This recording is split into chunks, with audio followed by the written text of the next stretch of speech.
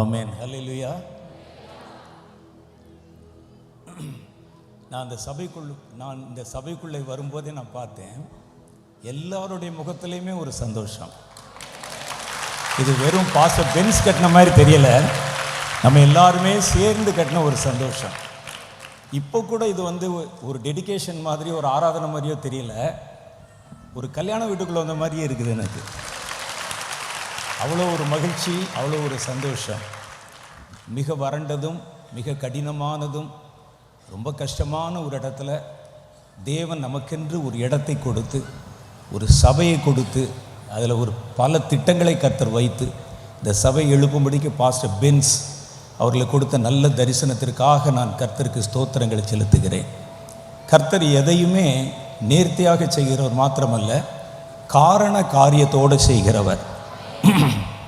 நம்முடைய மனசில் ஒரு கேள்வி இருக்கும், நம்ம வாழ்கிற இந்த காலம் கடைசி காலம், நம்ம வாழ்கிற காலம் கடைசி காலம். இந்த கடைசி காலத்தினுடைய முடிவிலே இயேசு வந்து விடுவார். இந்த கடைசி காலத்தின் முடிவில் இயேசு வர்றதுக்கு முன்னால் 7 வருடங்களுக்கு முன்னால் ஒரு முறை இயேசு வந்து விடுவார். அப்பொழுது இயேசு வரும்பொழுது இந்த உலகத்துக்கு வரமாட்டார், மத்திய வானத்திலே வந்து நின்று அவருடைய சபையை எடுத்துக்கொண்டு போய் விடுவார். அப்போ இயேசு வரப்போகிற அந்த கடைசி 2வது வருகைக்கும் முன்னால் இருக்கிற 7 வருஷத்துக்கு முன்னால் இயேசு வருவார். அப்போ இப்போ நம்ம வாழ்கிற கடைசி காலத்துக்கும் கர்த்தர் வருகிற மத்திய வானத்தில் வந்து தம்முடைய சபை எடுத்துக்கொண்டு போவதற்கு ரகசிய வருகைன்னு சொல்லுவாங்க. இந்த வருகையில் எல்லாரும் போக மாட்டாங்க, தேவனுடைய சபை எடுத்துக்கொள்ளப்படும். கர்த்தருடைய திட்டத்தை நிறைவேற்றி தேவனுடைய சித்தத்தை செய்து கர்த்தருக்காக காத்திருக்கிற தேவனுடைய பிள்ளைகளை கர்த்தர் உபத்திரவ காலத்தில் விடாமல் சபையை கர்த்தர் எடுத்துக்கொண்டு போய் விடுவார். அப்போ நம்முடைய மனதில் என்ன கேள்வின்னா, இந்த ஒரு குறைந்த காலகட்டத்துக்குள்ளே நாம் வாழ்கிறது, இது கடைசி காலம், நம்மை சுற்றி நடக்கிற எல்லா நிகழ்வுகளும் காண்பிக்கிறது. இப்போ கூட பாருங்கள், அங்கே இஸ்ரேலில் பெரிய போர், எல்லாம் ஆண்டவர் சொன்னார், யுத்தத்தையும் யுத்தத்தின் செய்திகளையும் கேள்விப்படுவீர்கள், இதெல்லாம் வேதனைகளுக்கு ஆரம்பம். அப்போ அந்த கடைசி காலத்தினுடைய துவக்கத்தில் வந்துட்டோம். இதில் தான் அடுத்தடுத்து 2 சம்பவம் நடக்க போகுது. இதில் மத்திய நாட்களில் இன்னும் கொஞ்ச காலத்துக்குள்ளே சபை எடுத்துக்கொண்டு போய்விடும். இது வாழ்வது கடைசி காலம். அதுக்கப்புறம் 7வது வருஷத்தில் இயேசு வந்துடுவார். இதெல்லாம் நமக்கு தெரியும். நம்முடைய மனதில் என்ன கேள்வின்னா, இந்த கொஞ்ச காலம் தானே இருக்குது, எதுக்கு இவ்வளோ பெரிய சர்ச்சு, எதுக்கு இவ்வளோ பெரிய சர்ச்சு கட்டணும்? ஏன்னா முதல் நூற்றாண்டில் சபை கட்டினாங்க அப்படின்னு சொன்னால் அதுக்கு ஒரு நோக்கம் இருக்குது. அதுக்கு பிறகு 2000 வருஷம் ஆயிடுச்சு, இப்போது 2023 வருஷம் ஆயிடுச்சு. அப்போ இவ்வளோ நாட்கள் சபைகள் கட்டுறோம், ஜனங்கள் வர்றாங்க, ரட்சிப்பு இருக்குது, திட்டம் இருக்குது. இது கடைசி காலம் தானே, இப்போ சபை கட்டி இன்னும் எவ்வளோ வருஷத்துக்கு இருக்க போகுது, எதுக்கு இவ்வளோ பிரம்மாண்டமான சபை அப்படின்னு ஒரு கேள்வி வரும். அது எல்லாருடைய மனதிலும் வரும். 4 மாடியில் அவர்கள் தேவனுடைய வீடு, தேவனுடைய கூடாரம் போன்றவைகளை பிரம்மாண்டமாக கட்டி அவைகளை எழுப்பி கொண்டிருக்கும்போது இதே சந்தேகத்தை நிறையா பேர் எழுப்புனாங்க. ஒரு காலத்தில் சந்தேகத்தை எழுப்புனா பக்கத்தில் பேசிக்கிடுவாங்க. இப்போல்லாம் உடனே மீம்ஸ் போட்டுருவானுங்க, போட்டு இது எதுக்கு கர்த்தர் இந்த மாதிரி கட்டணும் அப்படின்னு. நான் ஒரு காரியத்தை உங்களுக்கு சொல்லுகிறேன், மனதில் நல்லா வச்சுக்கோங்க. கடைசி காலம் கடைசி காலம் சொல்கிறோமே, யாருக்கு கடைசி காலம்னு ஒரு கேள்வி நமக்கு வந்ததா? இந்த கடைசி காலம் என்பது உங்களுக்கும் எனக்கும் கடைசி காலம் அல்ல, சாத்தானுக்கு தான் கடைசி காலம். நம்ம ஏன் அதை அதிகமாக பயன்படுத்துகிறோன்னா, சாத்தான் பயன்படுத்த மாட்டான், அவனுக்கு பயம். கடைசி காலம் என்பது சாத்தானுக்கு கடைசி காலம். இயேசு வரும்போது அவனுடைய கையில் இருக்கிற உலகத்தின் அதிகாரத்தை முழுவதும் தன்னுடைய கையிலே அவர் எடுத்துக்கொண்டு சாத்தானையும் அவனுடைய தூதர்களையும் பாதாளத்தின் சங்கிலிகளிலே கட்டி 1000 வருடம் வாதைகளுக்கு ஒப்பு கொடுப்பார், இல்லையா? அப்போ யாருக்கு கடைசி காலம்? இப்போ எடுத்துக்கொண்டு போய் மேலே கர்த்தர் எடுத்துக்கொண்டு போனார்ல, இந்த சபையானது 7 வருஷம் வானத்தில் ஆட்டுக்குட்டியானுடைய திருமணத்திலே பங்கு பெறும். வெளிப்படுத்தல் 19வது அதிகாரத்தை படிச்சிங்கன்னா அதில் இருக்கும். அதுக்கு பிறகு மறுபடியும் திரும்ப வருவாங்க, மறுபடியும் வருவோம். ஆகவே இந்த கடைசி காலத்தில் இந்த சபையை விட்டு 7 வருஷம் பரலோகத்துக்கு போயிட்டு மறுபடியும் இயேசுவோடு கூட நம்ம திரும்பி வந்து 1000 வருடம் இந்த பூமியிலே நாம் ஆளுமை செய்ய போகிறோம். அப்போ இந்த சபை 1000 வருஷம் நீடித்திருக்க போகுது. அப்போ சபை இருக்குமான்னு கேட்டால் இருக்கும். ஏன்னா கர்த்தருடைய வேதம் சொல்லுது, அவர் நம்மை ராஜாக்களும் ஆசாரியர்களும் ஆக்கினார். அப்போ ஆசாரியர்கள் ஆக்கினா அங்கங்கே ஜெப ஆலயங்கள், ஜெப வீடு, ஜெப கூடாரம், சபை, தேவனை துதிக்கிற இடம் இந்த உலகத்தில் இருக்கணும் இல்லை? அதுக்கு கர்த்தர் ஏற்படுத்தினது தான் இந்த ஆலயம். அதனால் கர்த்தர் இதன் மேலே வாசமாக இருக்கிறார், நேசமாக இருக்கிறார். அப்போ இந்த ஆலயம் என்னை பொறுத்தளவில் இது போதாது. எப்பவும் கர்த்தருடைய ஆரம்பங்கள் அற்பமாக இருக்கும். நம்ம பார்க்கும்போது இது நமக்கு பிரமிப்பாக தெரியும். கர்த்தருடைய ஆரம்பம் அற்பமாக இருக்கும். நீங்கள் சீக்கிரமே பாருங்கள், எடுத்துக்கொள்ளப்பட போகிறதுக்கு முன்னால் நீங்கள் இடமும் வளமும் விரிவாக பெருகுவீர்கள். உங்களுக்கு ஒரு நேர்த்தியான சபையை கர்த்தர் தருவார். மறுபடியும் நம்ம திரும்பி வரும்போது நம்ம கர்த்தருடைய ராஜரீக பட்டத்தில் ஆசாரியர்களாக இருந்து இதே இடத்துல தேவனை துதிக்கும் சத்தம் 1000 வருடமும் இயேசுனுடைய நேரடி மேற்பார்வையில் நடக்கும். அதுக்கு தான் இந்த ஆலயத்தை கட்டியிருக்கிறோம். அதனால் இன்னும் இதை நம்ம இன்னும் விரிவாக்கணும், விஸ்தாரமாக்கணும். அதுக்கு முன்னால் இந்த தேவாலயத்திற்கு கர்த்தர் எழுப்பின இந்த ஆலயத்திற்கு ஒரு நோக்கத்தை கர்த்தர் வைத்திருக்கிறார். அது என்னன்னா, இந்த கடைசி நாட்களில் வரப்போகிற எழுப்புதல் திட்டத்தில் இந்த ஆலயத்திற்கு ஒரு பங்கு இருக்கும். ஏனென்றால் தேவனுடைய சபைகள் இல்லாமல் எழுப்புதல் வருவது சாத்தியமில்லை. நம்ம எல்லாருக்கும் தெரியும், அடிக்கடி நிறைய செய்தி கேட்டிருப்போம். குறிப்பாக மோகனனுடைய செய்திகள் கேட்போம். அதிலெல்லாம் பார்த்திங்கன்னா அவர்கள் பேசுவது முழுவதுமே இனி வரப்போகிற ஒரு எழுப்புதலை பற்றி பேசுவாங்க. இந்த எழுப்புதல் திட்டம்தான் தேவன் தம்முடைய சபைக்கு கொடுக்கிற கடைசி ப்ராஜெக்ட், கடைசி டாஸ்க். இதை மாத்திரம் சரியாக செஞ்சிட்டோம்னா கர்த்தருடைய ரகசிய வருகையிலே சபை எடுத்துக்கொள்ளப்படும். சபைனா சபையில் இருக்கிற நீங்கள் எடுத்துக்கொள்ளப்படுவீங்க. 7 வருஷம் கழித்து நம்ம திரும்ப வருவோம். இதே சபையை மகிமையின் சபையாக 1000 வருடம் தேவனை துதிக்கும் இடமாக கர்த்தர் இதை மாற்றி தருவார். எத்தனை பேர் நம்புறீங்க இதை? அப்போ இதுக்கு தான் கர்த்தர் நமக்கு இந்த சபையை நம்முடைய கைகளிலே தந்திருக்கிறார். இப்போ நம்ம நல்ல சாட்சிகள் கேட்டோம். பாஸ்டர் பென்ஸ் அவர்களை கர்த்தர் எழுப்பினதில் ஒரு நோக்கம் இருக்கிறது. கர்த்தருக்கு எவ்வளோ படிச்சிருக்கிறாங்கங்கிறது முக்கியம் இல்லை. கர்த்தர் எவ்வளோ பட்டம் வாங்கியிருக்கிறாங்கன்னு முக்கியம் இல்லை. இடையில வந்த ஒரு கிறிஸ்தவ கூட்டம் தான், அல்லது இடையில வந்த சில ஊழியர்கள் தான் பட்டம் வாங்கினா தான் ஊழியம் அப்படிங்கிற மாதிரி நினச்சிட்டாங்க. ஆனால் இதை நிறுவினவர்களும் கர்த்தரால் அழைக்கப்பட்டவர்களும் சபைக்கு அஸ்திபாரமாக வைக்கப்பட்ட யாருமே பட்டம் வாங்கினவர்கள் இல்லை. பாஸ்டருக்காவது எழுதுவதில் அந்த கேக்கும் கோக்கும் வித்தியாசம் தெரியல. எனக்கு எழுத்தே தெரியாது. 2 வருஷம் ஸ்கூலில் என்ன அவர் சாட்சி சொல்லும்போது எனக்கு ஏன் சாட்சி சொல்கிற மாதிரியே இருந்தது. என்னை கொண்டு ஸ்கூலில் சேர்த்து விட்டால் எனக்கு நடந்தது சொல்கிற மாதிரி. என்னை ஸ்கூலில் சேர்த்து விட்டால் 5 வயதில் சேர்ப்பாங்க. அப்போது அதாவது எங்கள் காலத்தில் 5 வயதில் கொண்டு போய் சேர்த்தா ஸ்கூலில் என்ன செய்வாங்கன்னா இந்த காது தொடுதான்னு பார்ப்பாங்க. 5 வயசுலாம் தொடும் பிள்ளைகளுக்கு தொட்டு சேர்த்து என்னை கொண்டு போய் உட்கார வச்சாச்சு. ஆ என்று எழுத்து போட்டால் எனக்கு எழுத தெரியாது. அவருக்காவது கேக்கும் கோக்கும் வித்தியாசம் தெரியலை. நான் வேறு மாதிரி முறையில் எழுதுவேன். ரொம்ப நாள் ஆ போட சொன்னால் இப்படி போட சொன்னால் இப்படி எழுதுவேன். எனக்கு இப்போவுமே வேகமாக எழுத தெரியும். கண்ணாடியில் வச்சா தான் பார்க்க முடியும். போர்டில் சொல்லி தருவார் ஆசிரியர், பாரு ஒரு முட்டை போட்டு அப்படி கோடு போட்டு அப்புறம் இழுன்னு சொன்னால் அப்படியே மிரரில் எழுதுகிற மாதிரி தலைகீழ் எழுதுவேன். அதுக்கப்புறம் என்னுடைய தகப்பனாரை அழைத்து, இவனுக்கு மொழியும் புரிய மாட்டேங்குது, எழுத்தும் புரிய மாட்டேங்குது, வீட்டில் கொண்டு போய் வச்சு இதெல்லாம் சொல்லி கொடுத்து கூட்டுவாங்கன்னு. நீங்கள் நம்ப மாட்டீங்க, என்னோடு படித்தவர்களில் நான் 2 வயது அதிகம். 7 வயதில் தான் ஃபஸ்ட் ஸ்டாண்டர்ட் படித்தேன் நான். எங்களை கர்த்தர் ஊழியத்துக்கு அழைத்திருக்கிறார். கர்த்தர் எப்போவுமே என்ன செய்வார்னா, பலமானவர்களை வெட்கப்படுத்தும்படி பலவீனர்களைத்தான் தேர்ந்தெடுப்பார். அதுக்காக நீங்கள் படிக்காமல் இருந்துடக்கூடாது. கர்த்தர் படித்தவர்களையும் தேர்ந்தெடுப்பார். ஆனால் அது ஒரு குவாலிஃபிகேஷன் கிடையாது. கர்த்தர் தம்முடைய வார்த்தைக்கு நடுங்குகிறவர்களை உற்று பார்ப்பார். தன்னுடைய வார்த்தைக்கு கீழ்ப்படுகிறவர்களை கர்த்தர் தன்னுடைய ஊழியத்துக்காக தேர்வு செய்வார். யார் கர்த்தருக்கு கீழ்ப்படிவாங்களோ அவர்கள் கையிலே கொடுப்பார். பாஸ்டர் பென்ஸை கர்த்தர் இந்த மிக கடினமான ஒரு பகுதியிலே கர்த்தர் தேர்வு செய்து ஒரு சபையை எழுப்புவதற்கும் நடத்துவதற்கும் அவர் கொடுத்தது மாத்திரமல்ல, உங்கள் எல்லாருக்கும் ஒரு பங்கை இந்த ஊழியத்திலே கொடுத்திருக்கிறார். அதுக்காக நான் கர்த்தருக்கு நன்றி செலுத்துகிறேன். உங்கள் நடுவில் நான் வருவேன் என்று நினைச்சே பார்க்கல. திடீர்னு சொல்லி என்னை அழைத்தார்கள். நம்ம எல்லாம் சேர்ந்து தேவனுடைய நாமத்தை மகிமைப்படுத்துகிறோம்.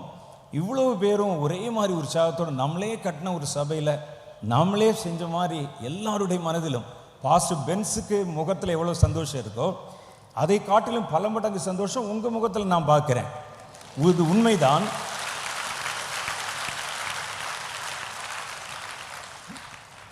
இது என்னதான் கட்டினாலும் இது தேவனுக்கு சொந்தமானது.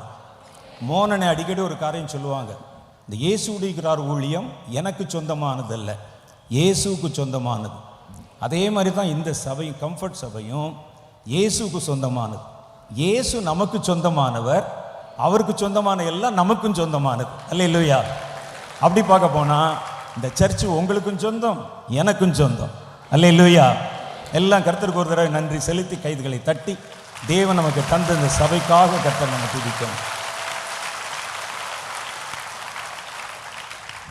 இப்போ ஒரே ஒரு வேத வசனம் வாசித்து ஒரு 10 நிமிஷம் உங்களிடத்துல சில தேவனுடைய அந்த வார்த்தையை நான் பகிர்ந்து கொண்டு அடுத்த அண்ணன் நிறைய பேசுவாங்க, பல ஆலோசனைகளை நமக்கு தருவார்கள்.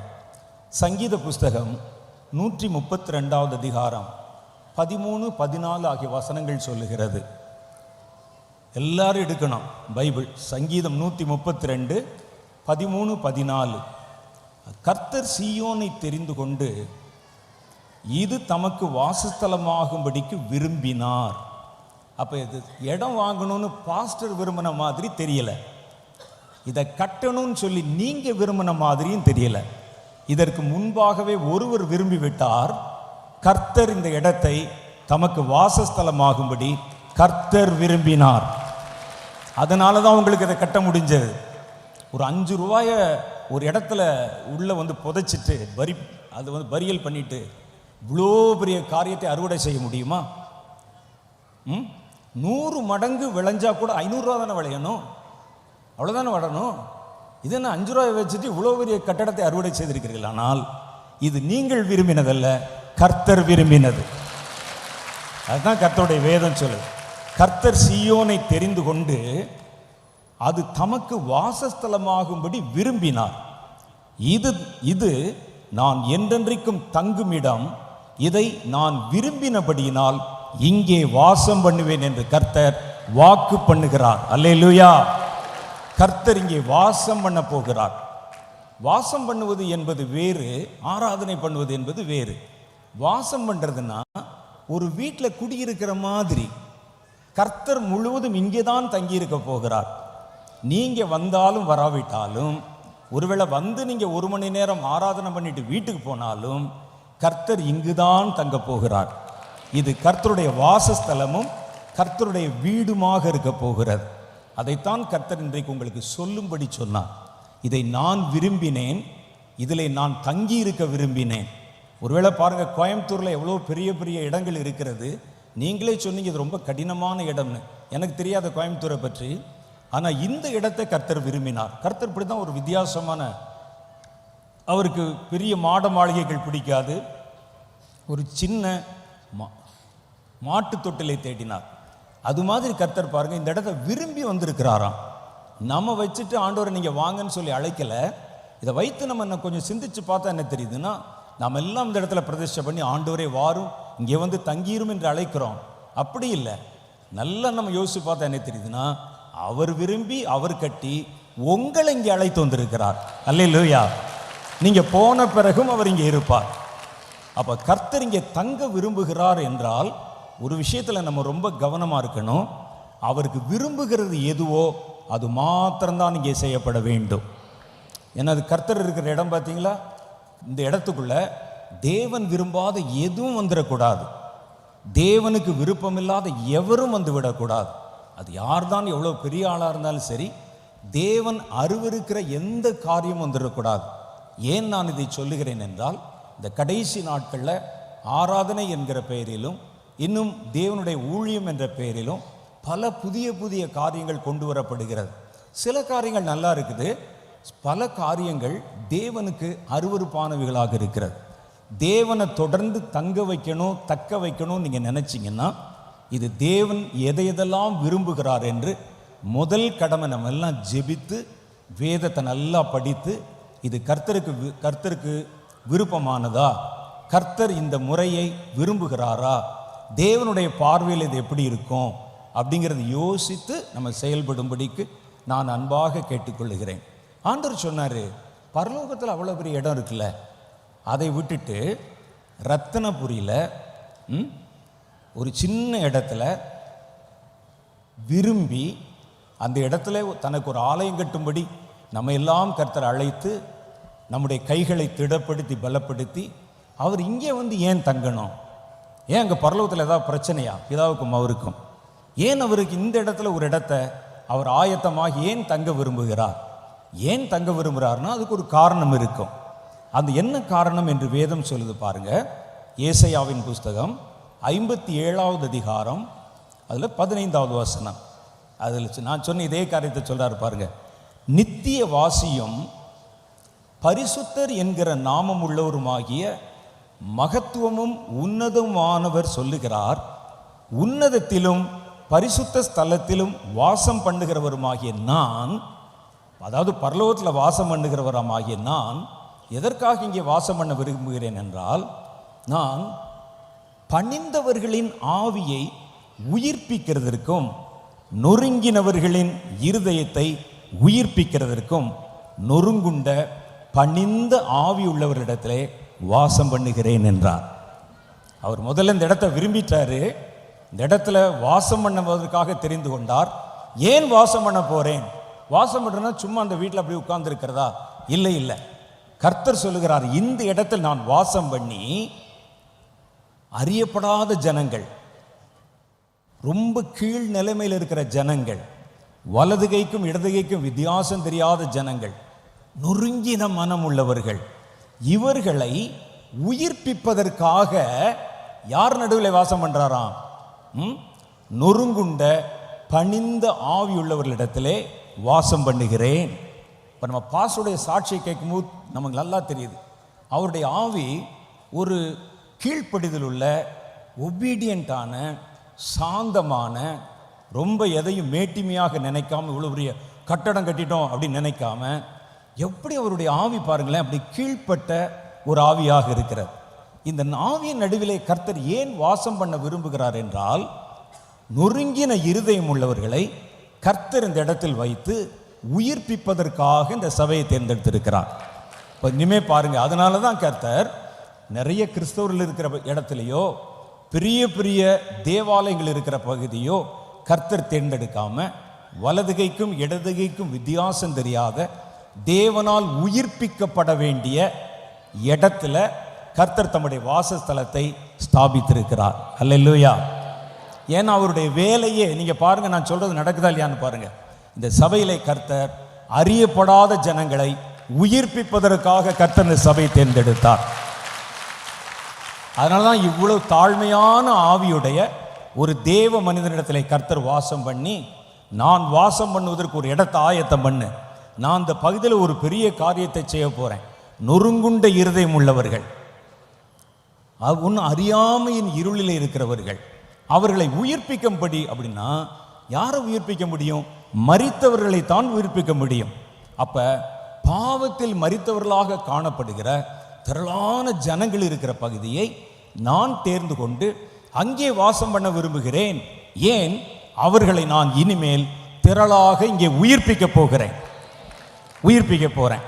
அப்ப நம்ம என்ன செய்யணும் பாருங்க, திரளான ஜனங்களை, வலதுகைக்கும் இடதுகைக்கும் வித்தியாசம் தெரியாத ஜனங்களை, உடைந்து போன ஆவி உடையவர்களை, நொறுங்கின மனம் உள்ளவர்களை கர்த்தர் இந்த இடத்துல உயிர்ப்பிக்க வேண்டுமானால் அவர் யார் நடுவிலே வாசம் பண்ணுவாராம்? அதே மாதிரி உடைந்த கீழ்ப்படிதல் உள்ள ஆவி உள்ளவர்களிடத்துல. அப்ப சபையும் சபையாரும் அதே ஸ்பிரிட்ல நிறைந்திருக்கணும். மேட்டிமையோ ஒரு அகந்தையோ நான் பெரியவன் அது எதுவுமே நமக்குள்ள வந்துடக்கூடாது. எவ்வளவுக்கு உங்களை தாழ்த்தி பணிவா உங்க பாஸ்டரை மாதிரி நீங்கள் இருந்தா கர்த்தர் இந்த இடத்துல நிரந்தரமாய் தங்கி இருப்பார். பணிந்த நொறுங்கின இருதயம் உள்ளவர்களை கர்த்தர் இந்த இடத்துல உயிர்ப்பிக்கிறத நீங்கள் பார்ப்பீங்க. உயிர்ப்பிக்கப்படுவாங்க, ரட்சிக்கப்படுவாங்க. கர்த்தர் இந்த இடத்துல வாசம் பண்ணினால் நமக்கு என்ன நன்மை கிடைக்கும் அப்படிங்கிறத நம்ம பார்க்கணும். ஆண்டவர் ஒரு இடத்துல இருந்தால் சும்மா இருக்க மாட்டார். இருந்த அந்த இடத்துல அவர் என்ன செய்வார் பாருங்கள். சங்கீத புஸ்தகம் 46வது அதிகாரம் 4வது வசனமும் 5வது வசனமும். கர்த்தர் இந்த இடத்துல இருக்கும்போது அவருக்கு ஒரு காரியம் இருக்கிறது. இந்த இடத்தை சுற்றி இருக்கிற பணிந்த நொறுங்கின இருதயம் உள்ளவர்களை உயிர்ப்பிப்பதற்காக எளிய ஜனங்களை கொண்டு அவர்கள் நடுவிலே நான் வாசம் செய்து இந்த காரியத்தை நிறைவேற்றப் போகிறேன். இது தேவனுடைய மனதில் இருக்கிற திட்டம்.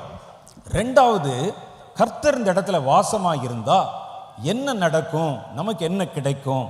சங்கீதம் 46வது அதிகாரம் 4, 5 ஆகிய வசனம் சொல்லுகிறது, ஒரு நதி உண்டு, ஒரு நதி உண்டு, அதன் நீர்க்கால்கள் தேவனுடைய நகரத்தையும் உன்னதமானவர் வாசம் பண்ணும் பரிசுத்த ஸ்தலத்தையும் சந்தோஷிப்பிக்கும். கர்த்தர் வாசம் பண்ற இடத்தை சந்தோஷிப்பிக்கிறதுக்கு ஒரு நதி இருக்கிறது. அதுதான் பரிசுத்த ஆவியானுடைய நதி. அந்த நதி இந்த இடத்துல இறங்கும் போது கர்த்தர் இந்த இடத்தில் மனமகிழ்ச்சியும் சந்தோஷத்தையும் நிறைய பண்ணுவார். அது கர்த்தர் வாசம் பண்ற இடத்துக்காகவே கொடுக்கப்பட்ட ஒரு ஆசீர்வாதம். ஒரு பக்கத்தில் ரட்சிப்பு, உடைந்த மனம் உள்ளவர்கள், வியாதிப்பட்டவர்கள், பாவத்தில் இருக்கிறவங்க, அறியாமையின் இருளில் இருக்கிறவங்க திரளாக வந்து இந்த இடத்துல உயிர்ப்பிக்கப்படுவாங்க. இதே இடத்துல கர்த்தரிடத்தில் இருக்கிற ஒரு நதி புறப்பட்டு பாய்ந்து வரும்.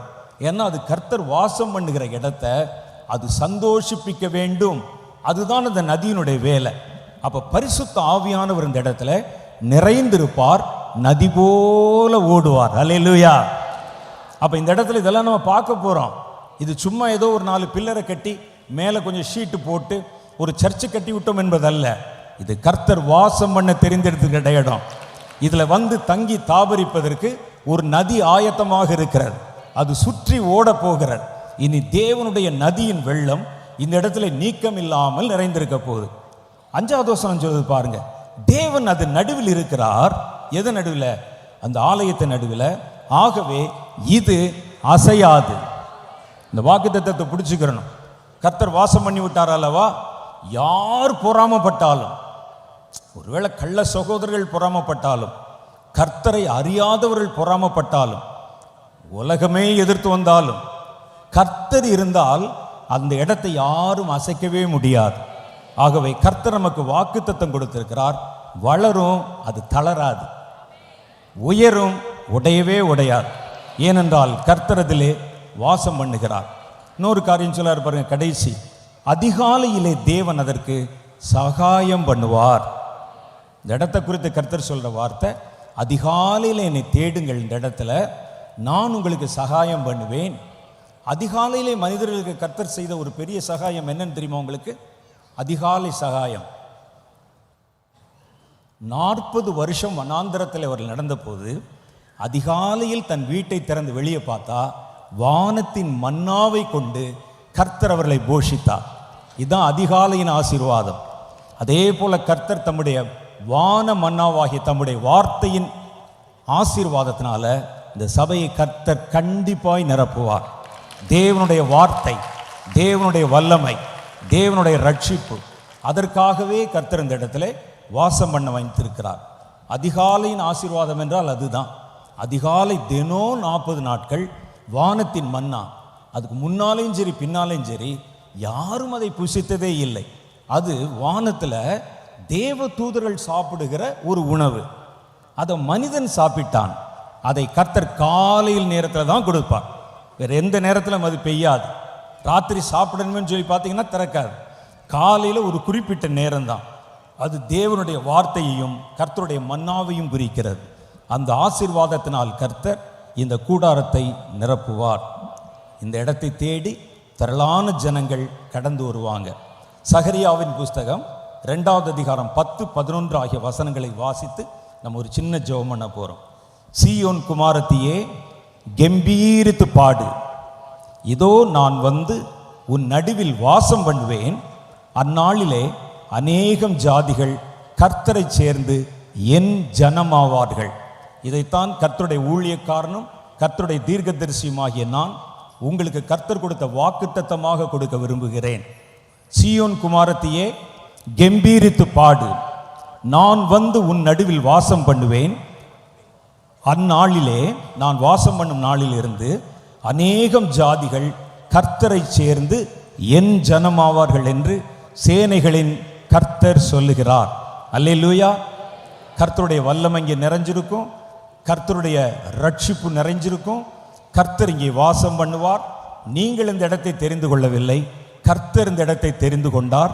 இந்த இடத்துல ஒரு பெரிய காரியத்தை செய்வதற்கு கர்த்தர் நம்மை அழைத்திருக்கிறார்.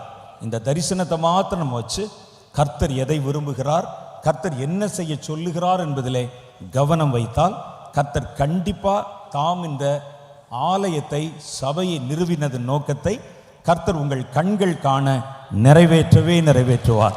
அல்லேலூயா. அப்படி எல்லாம் தேவனை நோக்கி அப்படி முழங்கால் படியிட முடிஞ்சால் முழங்கால் படியிடுங்க.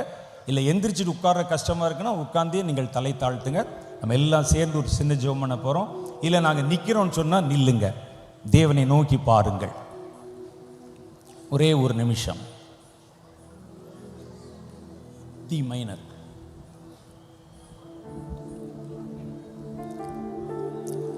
எபினேசர் நீர்தானையா இதுவரை உதவி நீரே. எபினேசர் நீர்தானையா இதுவரை உதவி நீரே. எல்ரோகி எல்ரோகி என்னையும் கண்டீரே, எப்படி நான் நன்றி சொல்வேன். எல்ரோகி எல்ரோகி என்னையும் கண்டீரே, எப்படி நான் நன்றி சொல்வேன்.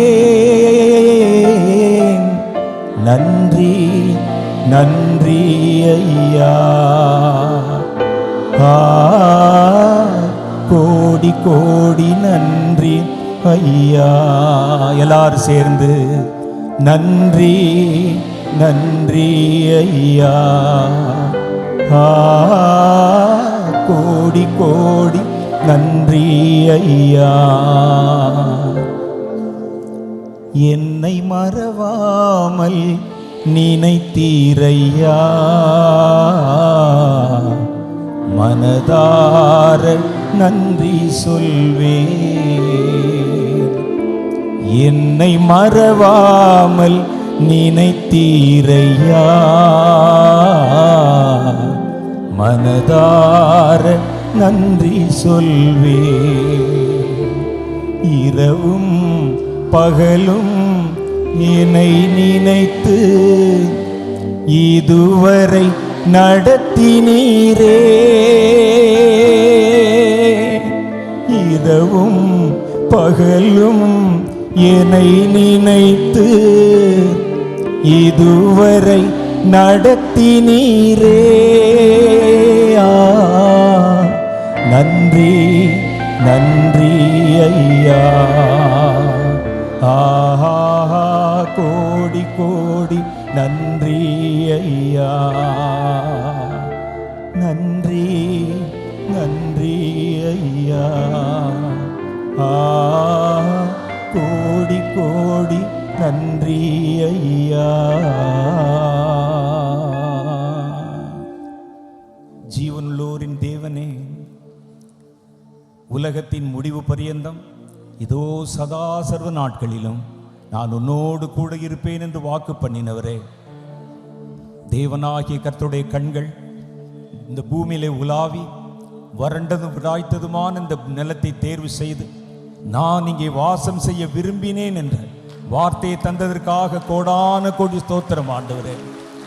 எங்களுடைய மனதிலே உண்டானதல்ல, தேவனுடைய திருவுள சித்தத்தினாலே விளைந்தது. கர்த்தர் கட்டளையிட்டு நாங்கள் கட்டி முடித்தோம். கர்த்தர் எங்களுக்கு உதவி செய்தீர். நாங்கள் ஆண்டவரே காரியத்தை நிறைவேற்றினோம். நீர் எங்கள் ஆண்டவரை ஊழியக்காரரை அழைத்ததற்காக, பென்ஸை இந்த பகுதியிலே கர்த்தர் தெரிந்தெடுத்ததற்காக, அவர் கைகளை பலப்படுத்தினதற்காக, தாம் செய்ய போகிற ஒரு பெரிய காரியத்திற்கு ஒரு வித்தாக நீர் அவரை பயன்படுத்துவதற்காக கோடான கோடி துதிகளையும் ஸ்தோத்திரங்களையும் செலுத்துகிறோம். கர்த்தாவே, நீர் எங்கள் நடுவிலே உலாவுகிறீர். இந்த இடத்துக்குள்ளே நீர் இறங்கி விட்டீர். தேவனுடைய பிரசன்னம் எங்கள் நடுவிலே உலாவுகிறது. கர்த்தர் இந்த இடத்தை நேசிக்கிறேன்.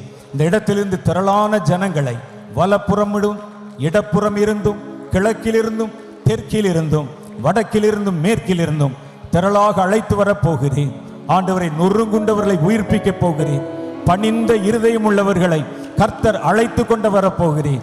சீயோன் குமாரத்தியே கெம்பீரித்து பாடு, சீயோன் குமாரத்தியே கெம்பீரித்து பாடு. கர்த்தர் வெற்றி சிறந்திருக்கிறார். ஜாதிகள் உன்னிடத்தில் திரளாக வருவார்கள் என்ற வாக்குத்தத்தத்தை கொடுத்திருக்கிறேன்.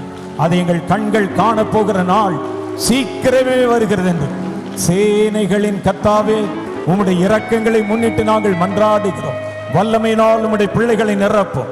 உம்முடைய அபிஷேக குப்பி, உம்முடைய அபிஷேக தைலம் இந்த இடத்தில் அசைவாடட்டும். ஆனந்த சத்தம் இந்த இடத்துல உண்டாகட்டும்.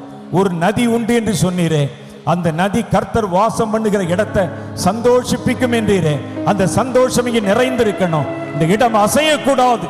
அஸ்திவாரங்கள் உறுதிப்படுத்தப்பட வேண்டும். இயேசுவின் நாமத்தினால், இயேசுவின் நாமத்தினால், இயேசுவின் நாமத்தினால். ஓ லார்ட், வல்லமை வல்லமை. கர்த்தருடைய கரத்திலே நாங்கள் மிகுதியாக இந்த சமயத்தை ஒப்பு கொடுக்கிறோம். கர்த்தராகிய தேவன் இதோ நம் நடுவிலே வாசம் பண்ணுகிறவராக இருக்கிறார். நம்முடைய எல்லைகளை நேசிக்கிறார். நம் நடுவிலே தம்முடைய வார்த்தை விதைப்பேன் என்று வாக்கு பண்ணி இருக்கிறார். இப்பொழுதும் கர்த்தர் சொல்லுகிறதை கேள். பயப்படாதே சிறு மந்தையே, நான் உன்னை நேசித்து உன் அஸ்திவாரங்களை உறுதிப்படுத்தி உன் நடுவிலே என்றென்றைக்கும் வாசம் பண்ணுவதற்கு இந்த இடத்தை நான் தேர்வு செய்திருக்கிறேன். நான் உன்னை குறித்த புதிய நோக்கங்களையும் புதிய திட்டங்களையும் வைத்திருக்கிறேன். நீ சாதாரணமாக மற்றவர்கள் செய்வதைப் போல ஒரு ஆராதனை நடத்துவதற்கும் ஒரு சபையை நடத்துவதற்கும் தேர்வு செய்யல. உன்னை குறித்து என்னுடைய நினைவு வேறாக இருக்கிறது. வேறொரு ஓட்டத்தை, வேறொரு பாதையை, வேறொரு அறுவடையை, வேறொரு காரியத்தை நான் உனக்கென்று வைத்திருக்கிறேன். என் தாசனை கேள். நீ எனக்கு செவி கொடுத்து என் காரியங்களை நிறைவேற்றும்படி காத்திருக்கும் போது ஒன்றொன்றாய் நான் அதை உனக்கு வெளிப்படுத்துவேன். நான் செய்ய போகிற தேசத்தில் செய்ய போகிற மகிமையான காரியத்தில் உனக்கும் உன் கர்ப்பம் திறந்து பிறக்கிற உன்னுடைய வாலிபர்களுக்கும் வாலிப பிள்ளைகளுக்கும் ஒரு பங்கை நான் நியமிப்பேன். உன்னுடைய ஓட்டத்தினாலே என் நாமம் மகிமைப்படுத்தப்படும்படி எழுப்புதலை ஒரு பெரிய திட்டத்தையும் நீ செய்வதற்கான ஒரு காரியத்தையும் தருவேன். நான் செய்ய போகிற காரியம் வித்தியாசமாகவும் மேன்மையாகவும் இருக்கும். மனிதர்கள் நயங்காட்டினாலும் சம்மதியாதே. உலகத்தின் ஓட்டத்தோடு ஓடாத. எதை செய்தால் எது நடக்கும் என்று யோசிக்காதே. நான் சொல்லுவதை செய். உன் வலை கிழியத்தக்கதாக, உன் வலை கிழியத்தக்கதாக நான் அதை நிரப்புவேன். நீ நினைத்ததுமல்ல, எதிர்பார்த்ததுமல்ல, வேறொரு காரியத்தை நான் உனக்காக வைத்திருக்கிறேன். அதை நானே சொன்னேன், நான் நிறைவேற்றுவேன். என் பாதத்திலே காத்திரு. நான் சொல்லுவதை மாத்திரம் செய், மிகுந்த பலனை பார்ப்பாய் என்று சேனைகளின் கர்த்தர் உங்களுக்கு சொல்லுகிறார். எல்லாம் கைகளை தட்டி கர்த்தரை துதிங்க. எல்லாம் கைகளை தட்டி கர்த்தரை துதிங்க. Thank you, thank you, thank you, thank you, thank you, thank you. ஆண்டவரே, எங்கள் அன்பான பாஸ்டர் பென்ஸ் அவர்களை நினைக்கிறோம். அவருடைய துணைவியாரை, அவருடைய குடும்பத்தை நினைக்கிறோம். ஆண்டவரே, எங்கள் பாஸ்டர் ஆண்டவர் வெஸ்லி அவர்களை நினைக்கிறோம். தேவனாகி நீர் கொடுத்திருக்கிற இந்த பலத்தை ஆண்டவர் ஆரம்பத்திற்காக ஸ்தோத்திரம். இந்த சபையும் இந்த ஊழியமும் தேவனுக்கு என்று மிகுந்த கனியை கொடுத்து கர்த்தருடைய நாமத்தின் மகிமைக்கென்று வெளிப்பட போவதற்காக இன்னும் ஸ்தோத்திரம். தேவன் தந்த இந்த இனிய தருணத்திற்காக நன்றி. தொடர்ந்து காரியங்களை கர்த்தருடைய கரத்தில் ஒப்பு கொடுக்கிறேன். இயேசுவின் நாமத்திலே என் ஜெபத்தை ஏற்றுக்கொள்ளும் பிதாவே, ஆமென். எல்லாருக்கும் ரொம்ப நன்றி, ரொம்ப சந்தோஷம்.